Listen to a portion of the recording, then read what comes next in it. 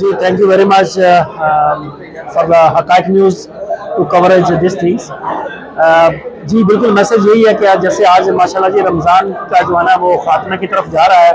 तो आप जितनी ज़्यादा इबादत कर सकें और जितने ज़्यादा आप जो है ना कुरान पाक की तिलावत ये वो सब कर सकें तो जितना मैक्सिमम करें, और साथ साथ में अपने जितने भी इर्द गिर्द जो आपके नेबर्स हैं उनका ख्याल रखें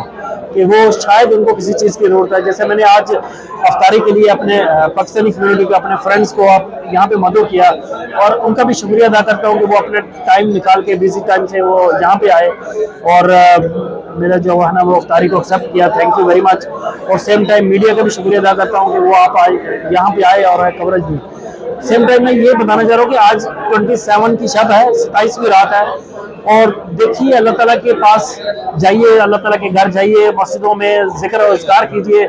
इंशाल्लाह बिइज़्निल्लाह अल्लाह ताला हम सब की जो है ना बख्शिश का जो है ना वो जरिया बनेगा ये दिन, और हमें अपनी जो पाकिस्तानी कम्युनिटी है उन सब में आसानियाँ जो है ना पैदा करने की हमें अल्लाह ताला तौफीक दे।